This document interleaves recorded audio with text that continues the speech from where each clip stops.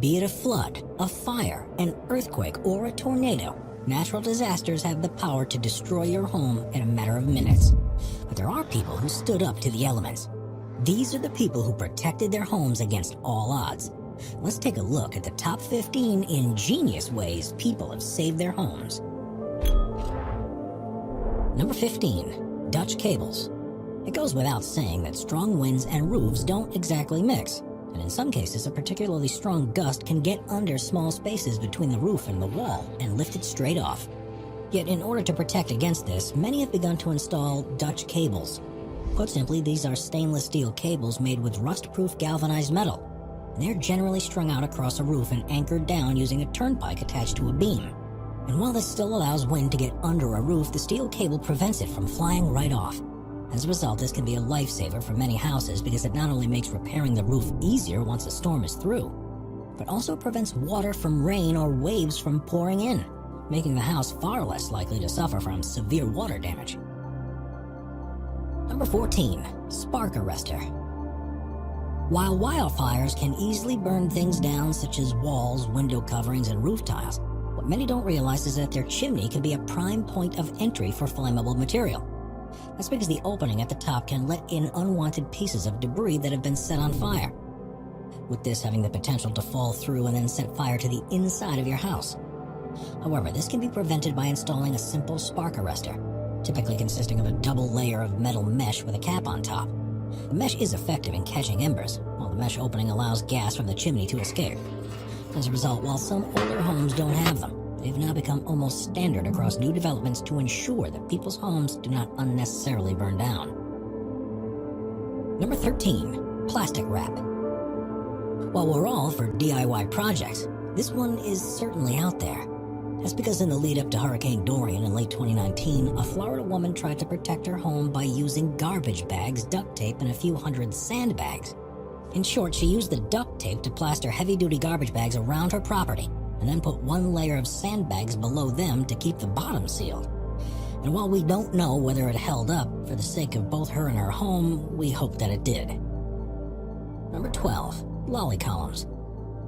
While basements are often one of the most secure places to hide during a natural disaster, they too can fall victim to a collapsed roof if improperly secured. Thus, many people have saved their basements from being destroyed by simply adding lolly columns to them.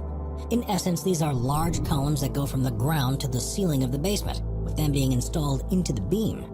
Thus, if pressure were to be put on the ground floor from wind, water, or seismic activity from above, these columns give said ground floor that extra strength needed to stop it from caving in. Number 11, roof straps. Tsunamis are nothing if not destructive, and in the event of one battering a home, the large waves and strong winds that come with these natural disasters can often cause a roof to collapse. As a result, in order to stop this from happening, a simple roof strap can be used to anchor a roof to a wall. Put simply, these are pieces of galvanized sheet metal that have a curve so that part of the surface is on the roof beam and part of it is on the wall. Then, in order to attach them, all you must do is simply fasten them in place. And once this is done, these straps will be able to help transfer the pressure of a wave or wind burst from the roof into the walls. As a result, these straps make it much less likely that your roof will topple over. Number 10, Watergate. While the word Watergate may not exactly have the most positive connotation, it turns out that government conspiracies aren't the only thing that the name is associated with. That's because Watergate is the name of a product on the market that uses a rather clever design in order to hold back floodwaters. In short, it is a portable, self-inflating, and reusable water barrier that is far superior to traditional methods, such as using sandbags, rock, and dirt dams. That's because rather than hold water back as wall would, Watergate actively allows water to flow into it. You see, Watergate works by first opening up when the water hits against it. Then, as the quantity of water increases, it uses the pressure of the water to stabilize itself and to fully deploy, eventually opening up into a fully extended gate, allowing it to hold back water. The best part about it is that it's not only effective, but also very economical. That's because the lightweight bags stick together thanks to Velcro and can be easily put together in a matter of minutes. They're also reusable and don't require any paper cartridges to be refilled. Best of all, when you even further consider that they can also be used to create small dams and reservoirs on your property. when not being used as a floodgate, it becomes clear that this product really is worth every single penny. Number 9, the pendulum. While this only really works with apartments and large skyscrapers, the implementation of pendulums have effectively made many of these vulnerable buildings earthquake-proof. In essence, this method involves suspending an enormous, typically ball-shaped mass near the top of the structure. In order to keep it in place, steel cables support the mass, while viscous fluid dampers lie between the mass and the building it's trying to protect. Then, when an earthquake causes the building to sway, the pendulum moves in the opposite direction, dissipating the energy and stabilizing the structure. This is effective in not only stopping the skyscraper from toppling over, but also from preventing any shaking in general, as the pendulum can move to precisely offset each small movement. One famous example of such a system in place is the top of Taipei 101. Located in Taiwan, it used to be the world's tallest structure, supporting 101 floors across 508 meters. Now, such a height is extremely vulnerable to earthquakes, so in order to offset them, it used 8 steel cables to suspend a 660-ton gold-colored ball atop of it, making it the largest and heaviest tuned mass damper in the world. It truly is a sight to behold, and to the relief of the building's developers, despite the high cost involved in installing the pendulum, it has certainly done its job. We are constantly adding more people to the Top 5's production team to bring you all the best content. Be sure to subscribe with notifications on and hit the like button. Number 8, side plates. At face value, a building with concrete foundation may seem pretty earthquake resistant. After all, there aren't many foundations that are much stronger than this one, and you'd assume that such a foundation would hold strong in case of an earthquake. However, what many don't realize is that while concrete foundations are great for supporting the weight that comes vertically from the house via gravity, they can actually cause a house to crash against it during an earthquake because the force of these natural disasters moves laterally. As a result, a simple fix against earthquakes is to install side plates to connect a foundation with the rest of the house. Put simply, these are steel pieces of sheet metal that are connected via very deep screws, and while they may look rather simple, they are great in ensuring that weight during an earthquake will transfer into a foundation rather than grate against it, making a house significantly more earthquake-proof. While it may not stop a house from shaking, it will certainly help prevent it from toppling over. Number 7, earthquake valves. Contrary to popular belief, structural damage is not the most common way in which homes get devastated during an earthquake. Instead, due to the fact that the shaking often causes gas pipes to burst, the gas that flows out will often spill and then cause a fire. As a result, earthquake valves can be an ingenious yet simple way to protect against this phenomenon. Put simply, they have a ball at the top that is attached via a magnet, and if any shaking occurs, the ball will drop and seal the valve, ensuring that no gas flows out. In order to install one, it simply has to be screwed into where your existing gas valve is, and can be done in relatively simply affordable as a DIY job. Best of all, if the ball is either shaken unnecessarily or if the gas needs to be reopened after an earthquake, all the homeowner must do is turn the knob to reset the valve. As a result, this simple little tool can be a lifesaver for those living in earthquake-prone areas. Number 6, boarded up windows. Although this isn't exactly the most innovative technique in the book, boarding up windows is a tried and true method in hurricane-proofing a home, so that it's still in one piece even after weathering a terrible tropical storm. In essence, the idea behind boarding up a window is that flying debris won't come and smash the windows in, which would not only cause glass to spill in, but more importantly, would likely lead to internal damage. However, despite it being a relatively common practice in hurricane-prone areas, there are many ways in which boarding up windows can be done, so that you're not simply hammering unsightly nails into your home's walls.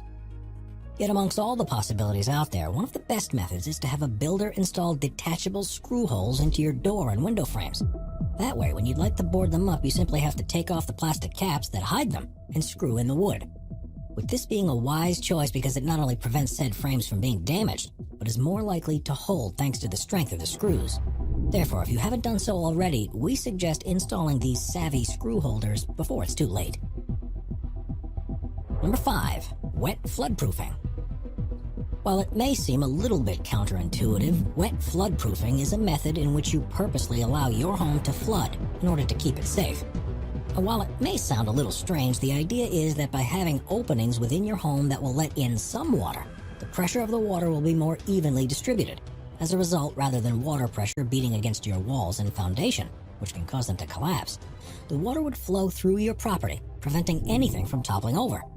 Now, this is usually done by having slits that would allow water to enter lower-lying areas such as basements and garages, with the location being determined by a metric known as the base flood elevation, or BFE. This level is essentially the elevation at which flooding will occur during a 100-year storm event, and as such is often recommended that slits allow water to reach a level of BFE plus 5 feet in order to fully ensure that water will be able to be evenly distributed. Now, of course, this may make it seem as if areas that are below the BFE plus 5 feet must be barren. However, wet floodproofing states that anything will not be significantly damaged by water can be replaced here. For example, people will often place rooms such as cellars, dining rooms, and even indoor pools in these areas, because even if flooding occurs, the majority of furniture located at this level could be salvaged, even if soaked by water. However, it is highly recommended that materials that would be unsalvageable if waterlogged be reserved for only areas at a BFE of plus 5 feet, with this including anything made with wood, wallpaper, and carpet. And if possible, is advised to have any electrical components also above this level. Thus, if a flood were to assault your home, wet floodproofing can make it probable that your house will stay standing. Number 4. Dry floodproofing. While wet floodproofing may look a little strange to many, dry floodproofing is an ingenious yet relatively standard way to protect one's home from flooding. Put simply, it involves using a number of sealants that allow water to hit a home's walls, but do not let the water in. And generally speaking, cement or asphalt-based coatings are the most effective sealant. However, due to these often not being the most aesthetically pleasing, a masonry veneer coating will often be applied on top to make the sealant more attractive.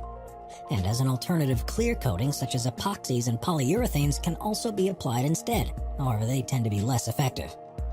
For additional protection, dry floodproofing often involves changing some aspects of a home. For example, low-lying windows will often be replaced with concrete or brick slabs. Interior drainage is often installed to catch any water that does end up leaking. And backflow valves may even be installed as additional precautionary measure. However, while this method may seem superior to letting your house partially flood, there are some severe limitations with it. In particular, it is recommended that only houses built on a concrete slab without a basement be considered for this type of treatment. Otherwise, it's much harder to implement. Additionally, it often only works with brick houses, as weaker construction materials such as wood simply won't hold up against pounding floodwaters. To top this off, if floodwaters tend to get to a level that is over 3 feet, oftentimes dry floodproofing measures became useless due to the increased water pressure. As a result, it certainly isn't the right option for every home. Number 3. Carbon fiber wrap. While there are a number of earthquake safety codes that new buildings must adhere to, buildings of decades or even centuries past often didn't get this treatment. As a result, they're especially vulnerable to earthquakes. And there are even many that stand today that have unstable foundations thanks to earthquake damage. And while tearing down the building and creating a new foundation used to seem like the only feasible way to repair these buildings, carbon fiber wrap has emerged as a new yet simple way to strengthen these older structures. Now, the carbon fiber wrap in question is not just any old carbon fiber, but a specially made material known as fiber reinforced plastic wrap, or FRP. Manufacturers produce these wraps by mixing carbon fibers with binding polymers, such as epoxy, polyester, vinyl ester, or nylon, to create a lightweight but incredibly strong composite material. Then, in order to retrofit an older building, engineers simply wrap the material around the concrete support columns of the buildings, and then pump pressurized epoxy into the gap between the column and the material. Based on the design requirements, engineers may repeat this process 6 to 8 times, creating a mummy-wrapped beam. And while such a process may seem a little shoddy, the available research indicates that these support systems end up having significantly higher strength and ductility as a result, with the effect being so drastic that one study found that simply wrapping fiber-reinforced plastic wrap around the weakened columns of a highway bridge made them 24 to 38% stronger than they were unwrapped. As a result, this wrap has seen increased use in older homes in order to allow them to stay standing for years to come. Number 2. Fire-resistant landscaping. Forest fires can be deadly in many regions of the world, and unsurprisingly, having trees located around your home can put your house at risk of catching fire. Yet in order to stave off against this threat in an effective yet aesthetically pleasing way, Fire-resistant landscaping, which is the practice of making design choices and growing plants that will minimize the risk of a property fire, has become more and more common in areas at risk of these ferocious fires. Now, regarding design choice, there are many simple ways in which to protect your home. Perhaps the easiest is to try to limit the plants around your home, as stone patios, walkways, and walls are much more effective at blocking a fire than a burnable plant would be. You can also try to keep all fire-prone plants a minimum of 30 feet away from your home and ensure that everything planted within this zone is spaced as far apart as possible to prevent a fire from burning them down via a chain effect. As a final note, it's also advisable to regularly maintain your property, as loose pine needles and large hanging branches from unpruned trees can easily cause a fire to spread faster than it should. However, a lot can also be said for fireproof plants. Now, while these plants can still catch on fire and burn down, due to the fact that they generally contain lots of moisture, they have a reduced risk of contributing to the fire, and are also often drought resistant, which protects them from drying out in very hot temperatures. Now, there are countless plants that fit the criteria for being fire resistant. However, some of the most common include plants such as lilacs, raspberry bushes, roses, and poppies, and trees such as black oaks, maples, river birches, and poplars. As a result, it really is not as hard to make a beautiful backyard that is fire resistant. Number 1. Sandbagging. Taking the first spot on our list is none other than the flood protection mechanism that has stood the test of time: sandbagging. Now, in essence, sandbagging is simply the act of building a large sand wall around your house in order to stop water from entering. Having been used as far back as the Revolutionary War, despite being simple, this method is tried and true. And due to it only involving the work of a few volunteers with bags and shovels, the method can be employed quickly and effectively. Best of all, considering that bags can often be bought for less than 50 cents each and that the sand itself is usually not too costly, you won't break the bank while creating this flood-proof barrier. However, this still begs the question as to how sandbagging actually works. Now, sandbag walls are effective primarily thanks to two main factors: their material and their weight. Regarding material, the sand in the bags is typically made from tiny particles of rock, and thus when water rushes against them, the heaviness and durability of said rocks makes them unlikely to wash away. Yet perhaps more importantly, the fact that these bags are porous is what really makes them effective. That's because the sand's porous nature generally allows it to soak up both the floodwaters and all the sediment within this rather polluted H2O. This is important because it creates a seal as more sediment flows in and as the sand gets muddier, making it unlikely that the bags will simply wash away. Yet in order to make the sandbag method especially effective, there are a few things that should be kept in mind. First and foremost, it's advisable to use polypropylene plastic to lower the risk of the bags decomposing, as an old-fashioned burlap bag may eventually break down due to mold. It also is advisable to use coarse sand rather than fine sand, as this will be more durable against the elements. And most importantly of all, is it's highly recommended that you build in a pyramid-like shape, as this will help support the structural integrity of the sand wall. However, despite their effectiveness, the reality is these sand walls can never be perfect. As a result, if the floodwaters are more than a few feet high, or are likely to stick around for an extended period of time, then they may very well collapse. That's all we have for you today, everyone, and thank you all for watching. Let us know in the comments down below which ingenious method you thought was the most creative. And if you enjoyed this video, don't forget to like, subscribe, and smash the notification button so that you never miss out on another one of our videos. Until next time.